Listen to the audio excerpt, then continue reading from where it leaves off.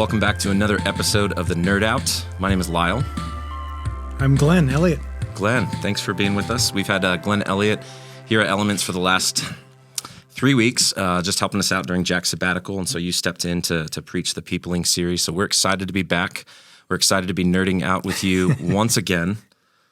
Thanks for taking the time to be here with us. Good. I'm glad I get to officially be a nerd. That's right. Yes. And for those of you wondering, you may be like, "What the Nerd Out? What's going on?" And I'm sure you're probably like, Yes. "That's kind of an interesting title." Yeah. So I worked for Apple, as Glenn knows, for almost 10 years, and I just had to own the fact that I'm a little bit of a nerd after having worked there and spent time as a genius. And so like that attention to detail happens like when I'm studying scripture or when I'm preparing a sermon. I could really focus on details a little too much. So it's like, how do you keep it where people are interested, where I can put a little bit of personality into it? And so anytime there's like the context, like I would limit myself to 5 minutes. So we'd call it the 5-minute nerd out, as our Elements people know. So then that way, if you're not like super into that, you only have to take 5 minutes of it. You don't have to take a whole sermon of it. There you go. And the reality is it's a lot of times a whole sermon of it, but but this is the chance to go deeper. This is the chance to like really go into the context. And for those who want to dig a little deeper, they can. So. Cool. First and foremost, just want to say thank you for your investment into Elements. I know we said that from the stage a couple times, but man, you've spent decades investing here in Tucson and into pastors. And, Elements was launched because of Pantano Christian Church, and you were leading Pantano at that time. And so Glenn's done so much to help guide our board and to build our board when we were first starting as a church. Preached many a sermon, and it was great to have you back. So thank you for that. It was great to be with everybody, and I love Elements. Like you said, from the very beginning, I was a part of it, and used to be the primary preacher until we were able to bring Jack on. And I just love what I'm seeing in Elements, and it was great to be with you all for the last few weeks. And it's also interesting for me to, just on a personal note, I don't know if I would have met my wife if not for you. Like, for those of you who don't know, Glenn spent 5 years as a missionary in Ukraine in the 90s. Actually helped start a seminary while he was there in Kherson. And it feels like it was that connection that when I met my wife in an airport way back in 2010, we took a group of students from Elements, and the connection for them after she had them watch her stuff while she went to the bathroom, the connection was, oh, the pastor of our church was a missionary in Ukraine. You're from Ukraine. That's crazy. And next thing you know, I'm meeting the woman who's going to become my wife. So God has plans. He sure does. So we just finished. By the way, well done in saying Kherson. You got that Garoch in there. Right. Nice. That's right. Well, have to make the wife proud. Very good. Very good. Molodets. That's the other one, right? Well done. So, Peopling. Yeah. Peopling. We just finished the Peopling series. We did 3 weeks. Talked about 3 types of people: evil people, foolish people, wise people. And just talking with you yesterday, you had let me know this is the 3rd time you've preached this series. First it was a series, then you did a conference around this. So I just think it's kind of interesting to think about what's been the evolution of change, because the way that you've got, 46, 47 years in ministry. So there's obviously experience in dealing with people that comes from that. Yeah.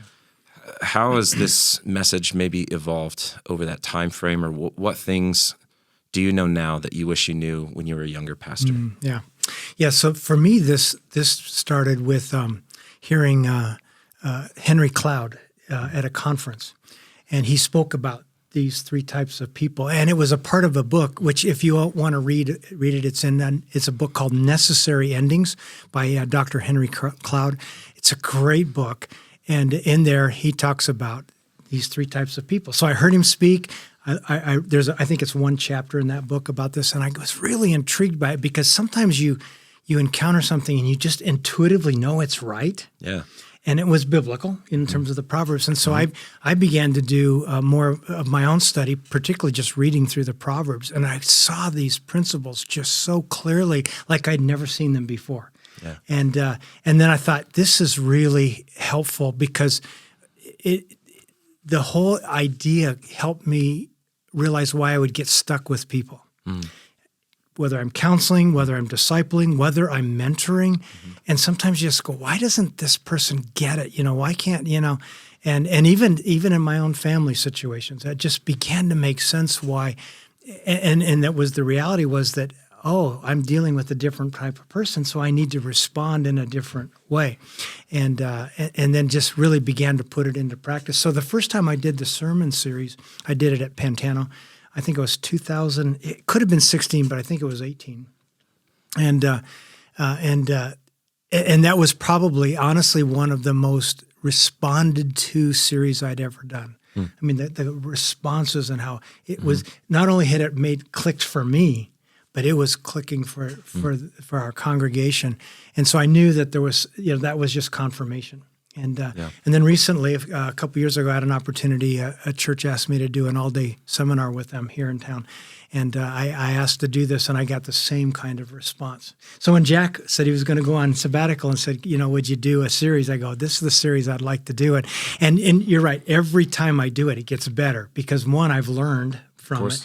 But also, every time I'm also reading through Proverbs. Every time I've done this, I've read through Proverbs again, and I just pick up more and more. So I was grateful for the opportunity. Absolutely. Yeah. And just to even affirm again, I know that I've heard a lot of feedback that this series really hit home for multiple people. Yeah. And I think that this is probably one that it's such a big concept that it affects all of us. So to have something so applicable that really gives us some biblical knowledge on how to handle situations, it's always powerful. Yeah. People always tend to respond to that. So knowing that Henry Cloud had the book, do you write the Christian form of this book now that you've gone through this? Is that part of the retirement plans for you, your big book idea? No. Okay. No, not at all. So the key takeaway from the series, for me, really, you said it every week, that how a person reacts to truth determines how we treat them, how we respond to them and what they do. So I think that it's obviously pretty important. How do we define truth? What is that truth that we're wanting to see people respond to, which this becomes potentially a loaded question that in an age of postmodernism, where we reject all truth claims, that's kind of the starting level philosophically that people start with, or that truth is relative to a given situation. How do we define truth in this situation to know what is it that we're putting out there to determine how a person's responding to it? Yeah. So first you have to go from the context of the Proverbs. Of course, Proverbs wasn't postmodern, wasn't even modern, it was pre-modern. Absolutely. So the assumption there is truth. So that was the assumption in the Proverbs. But the key piece for the Proverbs is that the truth that's always being spoken to, and truth in Proverbs is parallel to wisdom. Yeah. In fact, the word that's used in Proverbs is wisdom, not truth. But the whole idea in the Proverbs is that the truth, the wisdom, is God's wisdom. It's God's ways, that we can trust God's ways. That's the way that's going to lead us to the very best place. That'll help us to thrive in life. That's where we'll experience blessing. And so the whole emphasis of the Proverbs is embrace God's ways, really listen to Him in that way. Now, the reality is so when we think about what we're talking about with peopling, it's not so much about presenting truth to others in the sense of that the Scripture is trustworthy and that Jesus is the only way and all of those theological truths. Right. That's really not the primary focus. It's much more general in the sense of God's way is worth embracing. And so, I think in terms of how we're dealing with people in general it's not about beating people over the head with the Bible. It's about saying, look, here's a wise way to live. Now, anybody can accept or reject it. Evil have already rejected it. They don't want to listen. Foolish think that they've already got truth figured out, and they don't have to listen to you. But wise people say, you know what? Maybe there's something there. By the way, and I'll give you just an example of this. I just listened to a podcast by Carey Nieuwhof where he interviewed an atheist. Oh, wow. And what I loved about this was here was an atheist. He wasn't ashamed of it. But he wasn't proud and boisterous about it. But he was very, upfront about it. But because of the way Carey Nieuwhof in this podcast talked to him, they were actually able to have a conversation. And at the end of the podcast, Nieuwhof, who was interviewing him, said, we also had some very deep conversations after the recording was put off. And it was because, so I would say in this case, here was an atheist, but who was wise enough to say, I need to listen to some things. Yeah. Who was able to say, even while I've taken this position of atheism, I also realized that actually there's a place for the church in this world. In fact, the core of this podcast was we need the church to be able to really speak to young men. That was his, and he said, there's no better place for this to happen than the church. Right. You know, so to me, that's that idea is that what the Proverbs is trying to say to us is at least be willing to listen, even at the end if you don't agree with everything. Right. I'm really willing to listen because there's some greater truths there. That's beautiful. I love that. Yeah.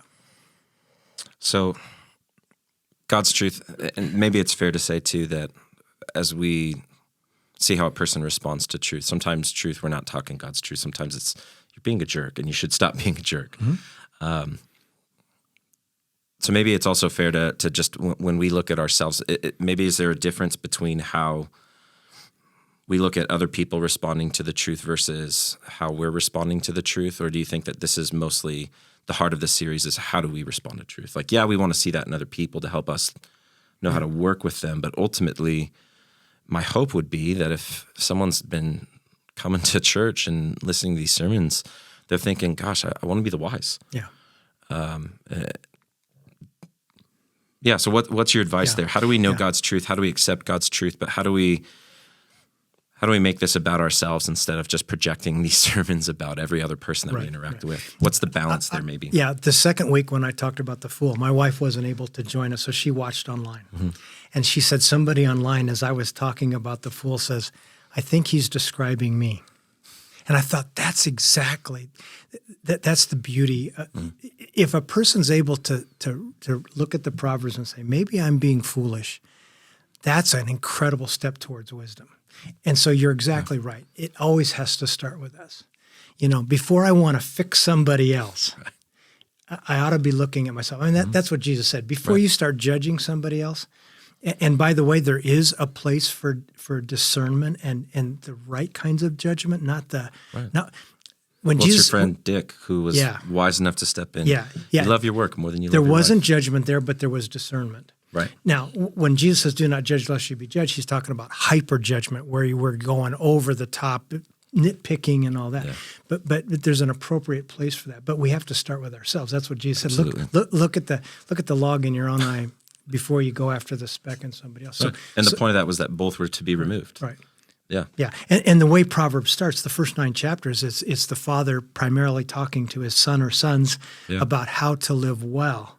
You know, and in case he, through those chapters, he says, embrace truth. He calls it a she. Embrace her, and she will give you life. She will direct you. And then as you look through all the Proverbs, the like you said, the wisdom sometimes is very practical about being slow to speak and, and not responding to, to insults and, those kinds of things. And, so sometimes it's just practical. Don't be a jerk, and, yeah. And again, back to from our new covenant perspective, when I teach this, one of the things that I would, if I were ever to do some additional time to this, would be to talk about some of the how those of us who are wise, who want to speak to those who want to be wise and are willing to listen. There are some ways that we do that. And one is that we can never ignore the fruit of the Spirit. Yeah. Being wise and having truth and somebody needing to hear truth doesn't mean that we're not kind, the fruit of the Spirit, gentle, patient, good in that, as well as loving. And so the fruit of the Spirit is always there, in that. And the other thing, like you asked earlier, things I would add, it would be just maybe some of the hows to speak to wise people. I did a little of it in Sunday's message, but learning to be descriptive, not evaluative. I use the example of Dick, my friend, mentor, who, when he confronted me, he said, if you didn't hear the message, it was that he just, at lunch, he said, you love your work more than you love your wife. And that wasn't evaluative. He could have been tempted to say, you're a terrible husband, you're failing your wife, but he chose to be descriptive. You love your work more than you love your wife. And then I get to evaluate that description. Is that right or wrong? Right. And in the moment, I knew he was right, that I loved it wasn't that I didn't love my wife. If it had just said you don't love your wife, I would have argued probably to that. Right. Because I did. Defenses would have been up. But his point was, I love my work more than I love my wife. It was a great descriptive line that allowed me not to be defensive and to engage in that. And so I think there's with the fruit of the Spirit truly in play, I think there's some ways that we can help. The scripture that I read was that the wise love this, they heed life-giving correction. But life-giving correction, there's some ways to make it life-giving and not, sucking the life out of somebody, Absolutely. In that way. Yeah, that's even when you said that line, it just from the time at Apple's a company that really wants to thrive on feedback, especially in the retail stores.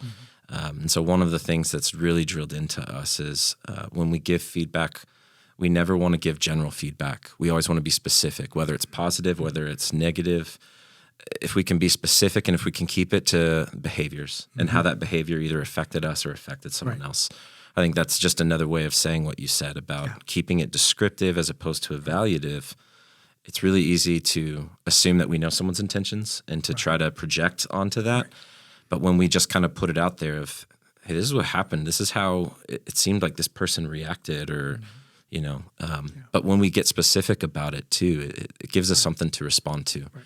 Whereas the general feedback can be nice. It's a good pick-me-up of, hey, that was a great sermon. Yeah. But to your point, it's like, well, what made the sermon great? Like, why was the sermon good? Like, that's what will help me is if I know that, well, you were descriptive with this. You used this line over and over again. Like, the specifics always help us get more out of the feedback. And what you said is that there's some of those pieces. One is being specific in our feedback. Two, being focused on behavior. Yeah. Because once we move out of behavior, we're tempted to be the judgmental evaluations. So easy to do, isn't it? Because the behavior is what I did versus we move into judgmentalism when we talk about who you are. So if Dick would have said you're a terrible husband, well, that's he's talking about who I am, and then the defenses go up. But if he can focus on the behavior, then I can at least look at the behavior and go, maybe yes, no, Yeah. And since this is a good spot to, if you had time, that's one of the questions we love to ask in the Nerd Out is, what did you not have time to preach? So that's always kind of the thing that we have our notes. Yeah. We're putting our notes together, and then when we run through, it's like, I've got to get rid of at least 2 pages of these notes. Yeah. So one of the nice outlets for us has been being able to have that avenue where if there's something we wanted to drill down a little more deeply into, we can. Yeah. So I don't know if there's anything specifically that... Yeah, I took out a whole section of the Message Sunday about feedback because I felt like I'd hit it hard, but part of it was just describing what the paragraph I took out started with is you have to figure out a system of feedback.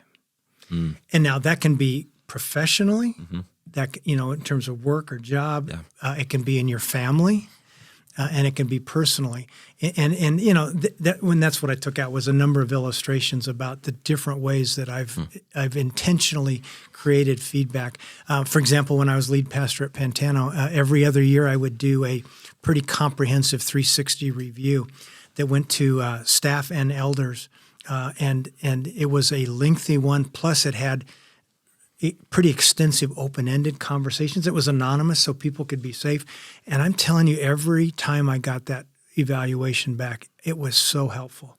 And again, a wise person always can read through and say, "Yeah, that's kind of a little nitpicky," But there's always truth. There's always truth in every comment, even every joke.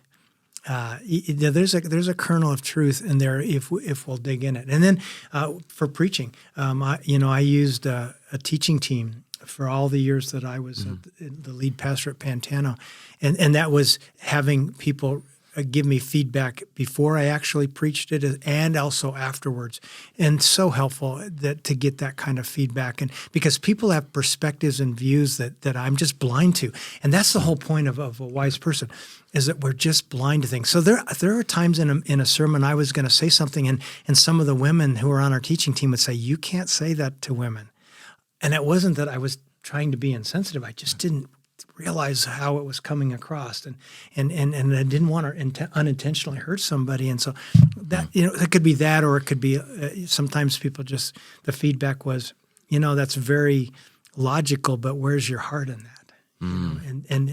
So I tend to be the logical person, and I needed that kind of feedback, and then the one, there's a lot of those, but then I think the most important, and this is what I think all of us can develop is for the last 20 years, I've always been a part of what I call a covenant group. Yeah. And in a covenant group, it's a group of peers. In my case, that means other pastors, where there's no secrets.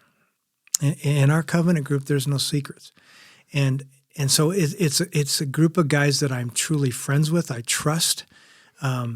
We've been together long enough that any of us can share anything, and there really are no secrets amongst us. And that allows me to have the kind of relationship where they can speak honestly to me. Sometimes it's that honesty is encouragement when I need encouragement, but sometimes it's to say, And what's beautiful about our covenant groups is we say right up front, we're not there to fix each other. But because of the relationship, I can ask for help. And again, I think that's what wise do. A wise person says to other wise people, I want you to speak into my life. And that's what we do in the covenant group. And that's an ongoing relationship that, invaluable. And I just started another group because I'm now 68 and a half. And what I've realized is I'm entering an age of life where I also need to do life with some guys that are also, in that stage of life. Yeah. Because in my covenant group, the guys are mostly younger than me, it's still a great relationship that I value and treasure. But I also needed to be with some guys that are also in this stage of life because some things are different. Sure. And I'm discovering new things about my body and about the way everything works in life and the decisions you make, and it's all different. And so I want to have those kinds of guys in my life too that can speak into me. That's helpful. I know Jack's been in a covenant group for I want to say close to 10 years. Yeah. That's something that I went out and sought on my own and kind of created because I knew Jack had talked about it, and so started one for me probably like 3 years ago, and I've seen how that has evolved.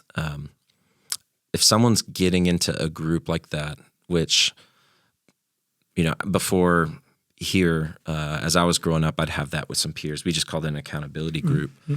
How do you, like you said, there's no secrets in a group like that, but it takes time to get to that place. Mm-hmm. What can be done to help kind of create a safe environment where you can be honest, and use that as a tool to actually get honest feedback from your friends as opposed to just kind of being in an echo chamber? Yeah. Because it'd be really easy for you to go into a group and to paint every picture of, I'm right, I did this perfectly. Mm-hmm. Why don't these people respond to me? And then you just kind of get that feedback loop that's closed, and it just kind of affirms what you want it to affirm, as opposed to just saying, here's how I handled this. And you try to be as non-biased as you can and just, did I do something wrong? How do I do this better? Like what helps create that honesty and that trust? So forming the group is critical.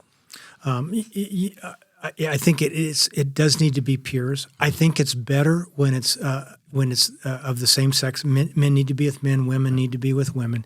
And it's not that mixed groups aren't appropriate in terms of small groups and stuff like that. But for this, you need to be with people of the same sex because I know in my groups we're talking about issues of sexuality and marriage and things, and you need to have that kind of safe place that's appropriate. Right. And so not only just peers, but really you've got to be very careful in who you choose. This kind of group, you need to be picky. Mm-hmm. There's got to be true chemistry. Right. There's got to be, at least up front, the sense that this is a person that's mature enough that I can trust them. Right. That trust hopefully will grow and grow deeper, but you don't want to start with somebody going, I'm going to fix them. That's probably not going to work in the group. There are other groups for that, but this kind of a covenant type group, this kind of accountability group, this kind of intimate group, there's got to be a good chemistry, and so you don't want to just jump into it. You want to prayerfully, and when I help people, I actually help these groups form, I'm always saying the first thing you want to do is be praying about, God, who should I be thinking about and considering? Because you want to be really wise, and you don't want the group to be large. 5 is max, 4 is okay, probably 3 is a little too small, but 4 to 5 is an ideal number. Right. To do that. And then the whole idea is the goal is if you've got clarity on the goal, is your goal is to become friends, which means you're going to have to spend time together. You're going to need to spend time together regularly. It doesn't have to be every week, but twice a month, minimum once a month. And then some things where you're outside this. Like one of the things that makes our pastor covenant groups work so well is that we do a retreat twice a year. That's 2 nights. And that's just incredible time. In the evenings, we're playing games, we're having fun, but during the day, we're having some conversations. And then there's any kinds of tools you can use that can just facilitate the conversations. But it does take time. And after a couple years, and I do mean a couple years, these are long-term relationships, then the depth gets to the point where sometimes you go, wow, the honesty, the vulnerability, the transparency is phenomenal. Yeah. And very, very life-giving. Mm. Yeah, I've always thought of just informing those groups, finding people who love you but aren't impressed with you. Yeah. Has been just an invaluable gift from the Lord, that when you've got a person like that in your life, because you know they love you, you trust them. Yeah. Like you can be real. You can be honest about what maybe you've said or done or thought. Yeah. And because you know that they're not impressed with you, they're not going to just give you that closed feedback loop. They're going to actually speak into your life in a powerful way. Yeah. And maybe just one other question too, that's a good one to think about if you're wondering, how do I get kind of that feedback in my life? A mentor of mine said that he once a month with his wife will sit down and say, what's it like to be on the other side of me? Mm-hmm. Great question. That sometimes we don't think about what it's like for how other people might hear us or how other people might perceive what we're doing. Right. And my perception, my reality, sometimes there's a gap. A wise person wants to ask that question. The fool and the evil, they're moved past that. But here's the key to this, and this is why this feedback piece is so critical. And I mentioned it a little bit Sunday. We all have blind spots. We all have blind spots because we are human. We are limited. Our minds, our spiritual nature, all of that's been corrupted and limited in some way. And so we can never be the perfect, complete package this side of heaven. And so that question is saying, what is it that you're experiencing that I'm blind to?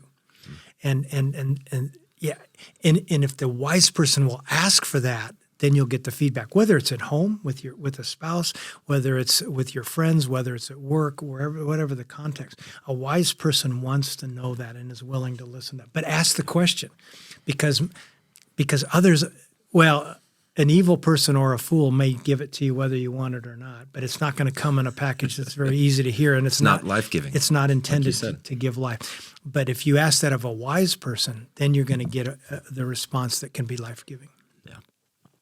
I love that. So kind of switching gears, we talk about the fool. Week 2 is all about the fool. Mm-hmm. And even last night we kind of covered a sequence of verses that kind of talked about the fool. Mm-hmm. And yet there's a couple times in Proverbs where you see kind of how it builds. It's the fool does this, but the wise does this. The fool does this, but the wise does this. And so you get kind of sequentially maybe 8 or 10 verses about the fool, and then the hammer drops. And it's like there's more hope for a fool than there is for a person who's wise in his own eyes. Or there's more hope for a fool than the person who, I forget what there's a couple times that it's said.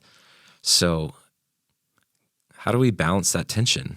Like we want to be wise, but we don't want to be wise in our own eyes. Right. And I know where you'll take this, because last night you kind of talked about that humility, but how do we maintain that humility then so that we can, we just don't want to be wise. And how do we avoid being the person who's wise in their own eyes? Yeah. And that really is the core of the fool, is that the fool thinks that they've got it all figured out. And humility, I really believe that humility is the most critical attribute in every aspect of life.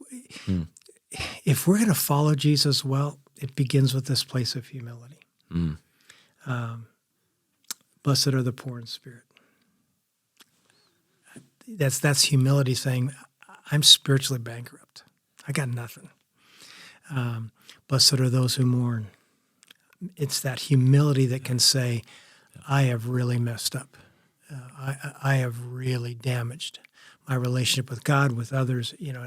Humility is the basis of our any chance of having a spiritual, healthy life, a mature life. It's critical for leadership. It's critical for everything, and so I have believed this for a long, long time, and I've talked about humility for a long time. So in the last 3 years, I have no desire to write a book, but I've thought about this whole thing of humility, and then I got really challenged with the idea: how would I help people develop humility? And then that started me on this whole journey. And really, I think it comes back to, and I mentioned this Sunday night, I really think it's a matter of constantly choosing to not make ourselves important. The word humility, by the way, I forgot who I learned this from, but we can be humiliated, which leads to shame and isn't helpful. We can be humbled by circumstances, usually against our will. Or and God will use that sometimes, but we can also choose to be humble, and it's a choice. And I think that's just a series of a zillion little decisions that on one level don't seem important, but the real core meaning of humility is to lower oneself. So the whole essence of humility is that I'm lowering myself before God. In other words, I'm humble before God because I say, you've got it figured out. I don't. I'm willing to listen. I'm willing to submit. And it's to others saying, you are important. I'm not more important than you. I'm willing to put you first. And it's a zillion choices. As lead pastor at Pantano, I just made it a point that I would in every day try to find multiple ways to choose humility. From where I parked to cleaning up the bathroom to whatever it is that, how do I put others first? That I'm not such a big deal. And unfortunately, we're a culture that wants to go to that place of entitlement. Yeah. But humility just constantly makes this choice. And think of it in a marriage. You think of it in any relationship. How do I put my spouse first? Whether it's washing the dishes, it's oftentimes all the little things. And of course, what I said Sunday night is I think the most significant way we practice humility is in really listening to others. That is the path to servanthood, which servanthood is built all on humility, is that when we really listen to others, we put our agenda aside. What's important to me is put aside. Whatever I think I want to do or need to do or whatever I believe to be the most important thing to talk about right now, all that's put aside, and I'm focused on you. And all of me gets pushed to the back when I really listen, when I truly listen. And so I think the path to humility and the path to humility in relationships with God and with others is that saying I'm just not that important. Yeah. And by the way, that doesn't mean I don't think that I have gifts and skills and I can contribute. Of course, all that. But when it's all said and done, I'm not that important. And I've lived long enough to see it. When I was this is totally off script, I'm sure, but I watched my predecessor, Tim Coop, at Pantano, and he and I were really good friends. I have the deepest respect for him. We named a building after him called Coop Court. His name was Tim Coop, and when I was getting ready to leave, I several years before, I kept saying, "You are not naming any building after me," and here's why. I was lead pastor for 17 years, and then, of course, there's been a few years. So it's been 20 years since Tim was the lead pastor. Most of the people at the church don't even know who he is. And it's that honest. I'm not that important. Yeah. You name a building after me, in 20 years, nobody's going to care. Now I matter to God. God, absolutely. I know that God is crazy about me, and he's but in terms of the things of this world, it's not really that important. And so if we can learn it sooner, the better. Yeah. It'll affect our ability to be God's person and to have the kinds of relationships that are truly God-honoring. Yeah. I was ready to make a joke about, I think you just said some good stuff, but I stopped paying attention. Yeah. I chose not to go that route. But I do think, just from what you said, I think C.S. Lewis had a great way of summarizing that humility is not thinking less of ourselves, it's thinking of ourselves less. That's it, that when it's that Philippians 2 mindset, that when we see others as, gosh, and even Ephesians 5, the call to love your wife as men, just, man, am I putting my wife and her needs in front of my own in the way that I serve her, in the way that Christ saw the spiritual need of the church, and he sacrificed everything so that he could present his bride before the Lord in perfect spotlessness, in holiness. Like, that's, gosh, am I willing to be that sacrificial in the way that I love my wife? That's it's a big question. Yeah. We could go, that's a whole nother topic, isn't it? Yeah, but it's right. So, I know as we kind of talked about doing this, you said that there's kind of this interesting thought that I want to ask you about as well. So we've talked about identifying people as evil, foolish, wise, based on how they respond to truth. What's their reaction to truth when it's presented to them? And I'm sure that there's plenty of us who can think of all the fools that are in our lives. And yet we've got this passage in Matthew 5 that's a little uncomfortable. Jesus is giving the Sermon on the Mount. It's the middle of the sermon, and he says that calling a person a fool, and granted, this is in the context of being angry. I get that. But even still, Jesus says, if you call a person a fool, that you are guilty of hell. Right. Like, those are strong words. So how do we apply the takeaway from this peopling series in such a way where we're still following the words of Jesus and still honoring the heart of what Jesus commanded there? Yeah, so that of course is in Matthew chapter 5, the Sermon on the Mount, and that's in the very first illustration he uses where he talks about how our righteousness is to exceed that of the scribes and the Pharisees. In other words, the scribes and the Pharisees followed the law. 613, the 613, they're the big 10. And they were righteous. Yeah. Like, they were much more holy than we were. We are. Like, let's be honest. In many ways, yeah. They followed the rules. Yeah. And so Jesus says, you've heard that it was said, you shall not commit murder. And then Jesus says, but I say to you. In other words, it's Jesus' way of saying, yeah, of course you don't commit murder. But you need to go even deeper than that. And he says that's where he says you can't even just say you're off the hook because you didn't kill somebody. But when you want to kill them, when it's in your heart to hate them, to despise them. And so and he uses fool with two other words to say that, if you use these words, it's because you have this hatred, you despise them, you want harm to them. And he says that don't do that. That's in this, what Jesus is saying is that the kingdom that I'm forming and how this works is it's about truly loving each other, not hating each other. And so that's the context. Now, how does that relate to the very clear teaching in the Old Testament about this idea of fool? And it's not just Proverbs, Psalm, other the fool places. Says in his heart, there's no God, right? Yeah. And so what I want to be clear about with peopling is that whether we identify a person as evil or foolish, it's not about pigeonholing, labeling, and it's not about making that an excuse to despise them or dislike them, but rather it's appropriate way to discern who you're dealing with so that you know how to respond to them. In fact, it's actually what I believe is that the peopling concept helps us to know how to truly love people in a wise way. For example, we're still to love the fool. Jesus didn't say that exactly, but that's the implication of that.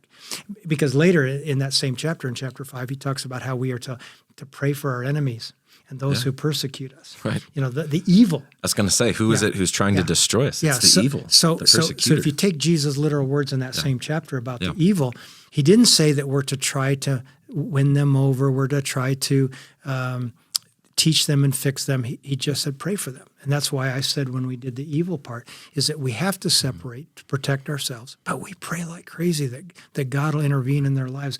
It's not because we hate them. We just know that we have to protect ourselves. While we pray that God will we don't wish them. We don't wish evil on them, evil for evil. And the same thing with the fool.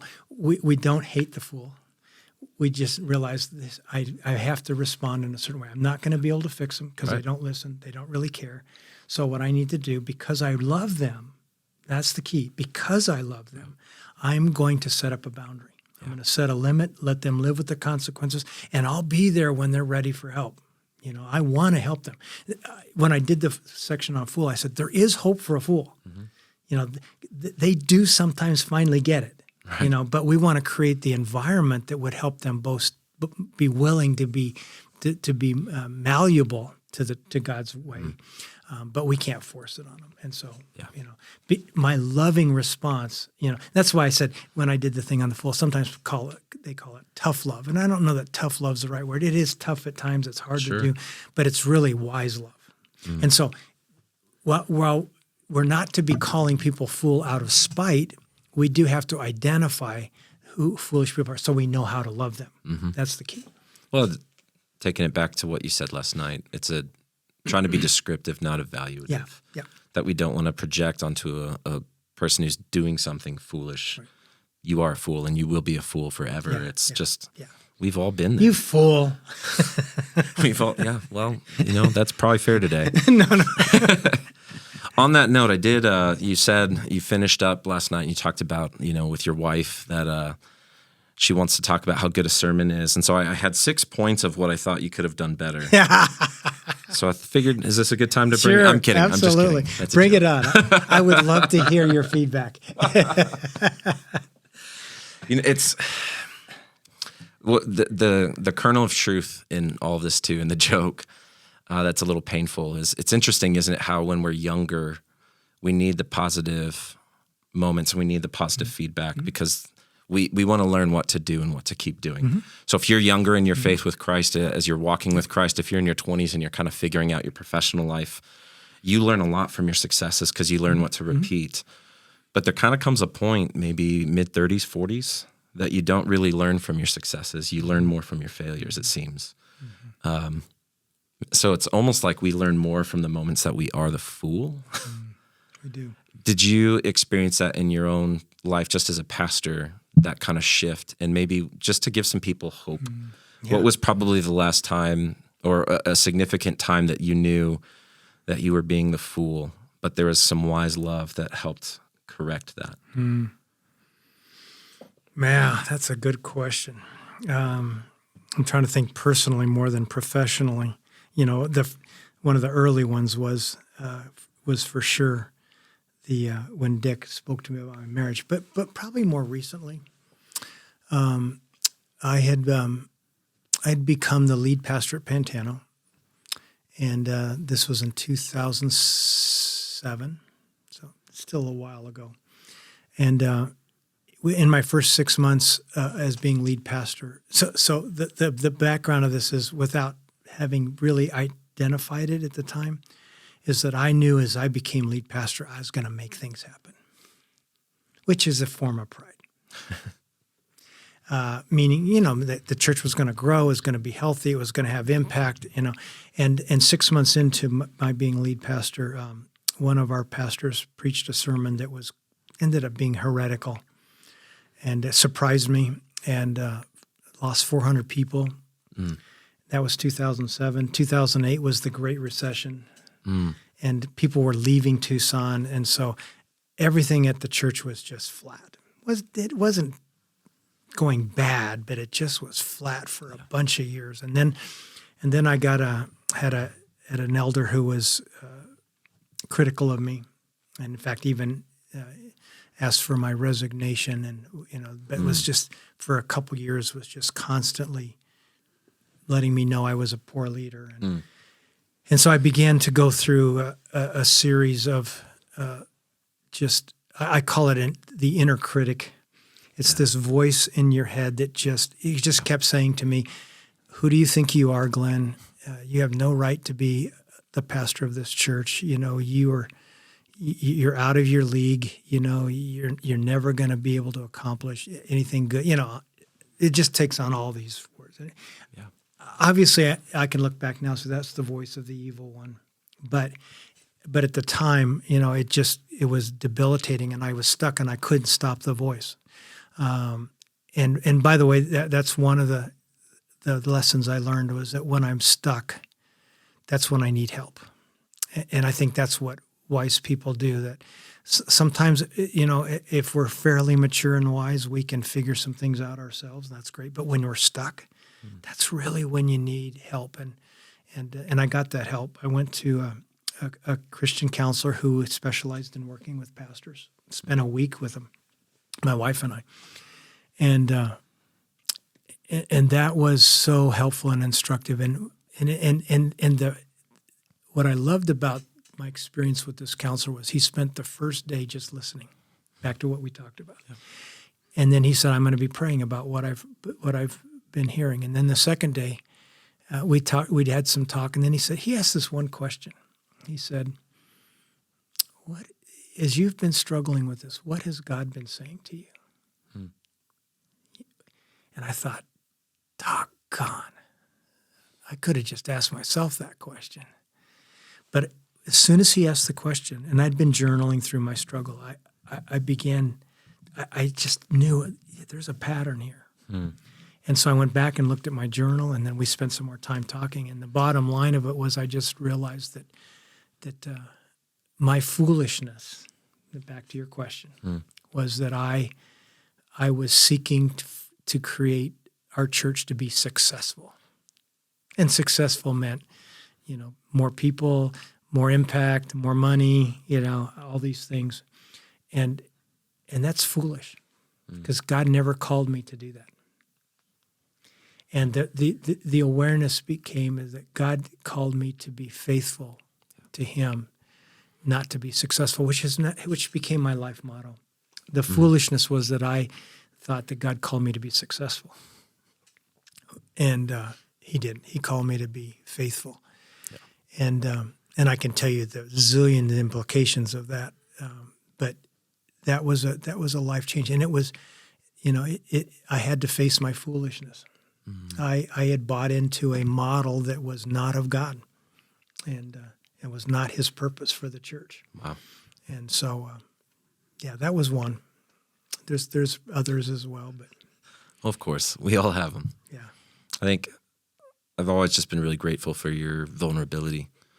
I know that was something that a few people mentioned after week 2, just sharing your own struggle within your family of addiction and what the road to recovery looked like for your family and wise love. But I remember asking you about that situation back in 2010, I think it was. We went to Catalyst West. We're at Mariners Church, and I got to room with Glenn, and it's like, that had to be really tough. And just to hear your heart behind that, and just your willingness to share kind of what you've learned from that, I've always just appreciated that level of vulnerability. So thank you for that. Yeah, thanks. So just kind of wrap it up. We love to kind of close by thinking about if there's an e-group that's watching this in a small group, what are some good questions for them to consider? Or even if it's just an individual who's watching this, who really wants to apply this to their life, what are some good discussion questions or questions to think over? I think we've kind of naturally asked some in this whole process of, how do I create a feedback loop in my own life? How do I get myself plugged into maybe an accountability or a covenant group?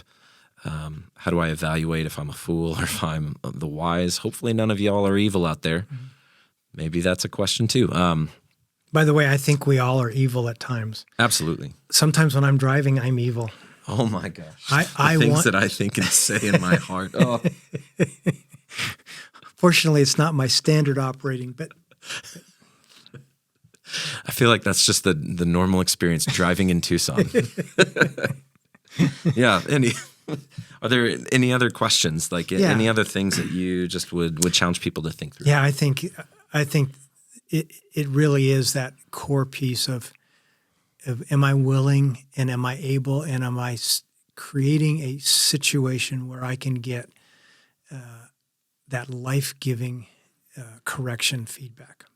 And so I think that'd be a great conversation to have, with your spouse, with your life, with your e-group, is to just, who are those people in my life that I'm going to pursue, that I'm going to invite and ask. I think we all need to have mentors or coaches, or it could even be at the level at which somebody's discipling us. Mm-hmm.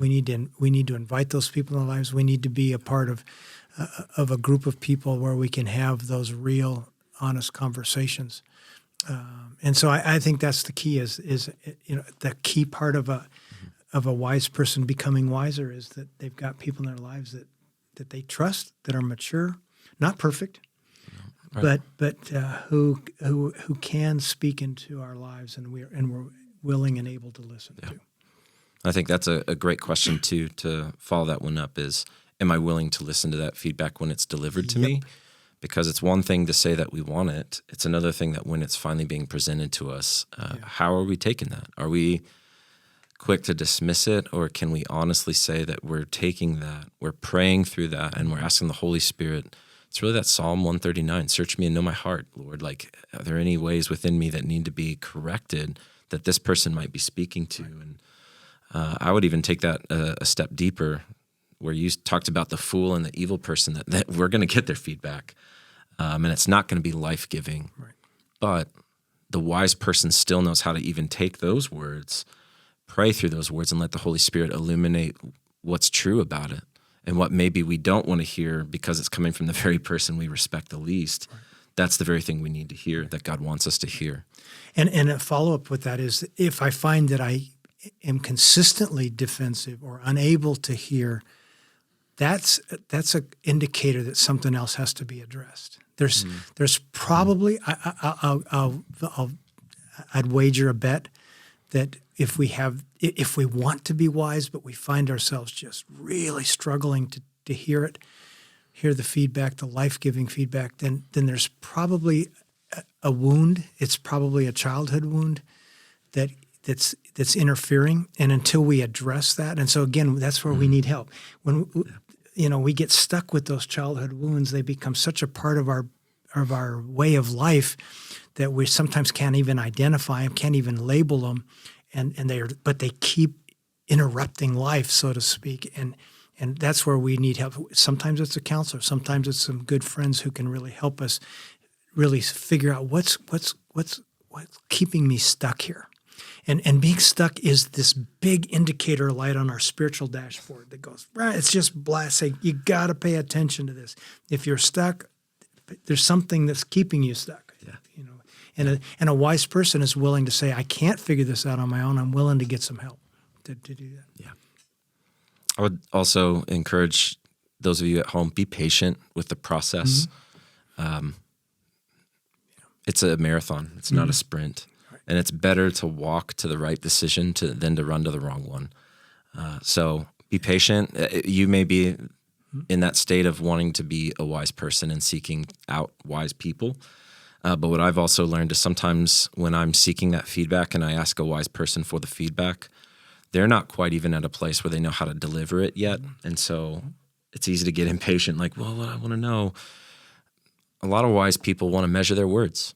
And they want to make sure that they are giving life-giving advice. Mm-hmm. So be patient with people that you look up to. If you feel like, oh, they're letting me down, they're not like, hey, we're not perfect. But more than that, the wise person, again, they want to be wise with what they say.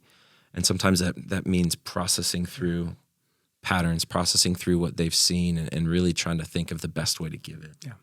So, yeah. Anything else for our friends at home? No. Thanks for the opportunity. It's been fun. Yeah. Oh gosh. Thank you for taking the time again just to invest in our church. So, I know that this is probably a little bit of a longer episode than what we've done before, but again, this one we're covering 3 sermons really as opposed to 1.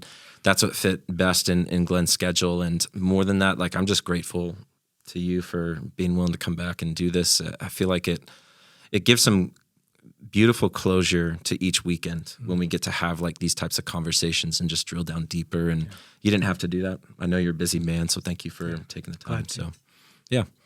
Well, thanks again for joining us for the Nerd Out. We'll be back next week. We're starting a new sermon series called Essence, a study on the nature of God. So next week we'll be looking at the holiness of God as we kick off that series. So we'll be back next Monday with another episode of the Nerd Out where we'll drill a little deeper onto that. But until then, hope you have a great week.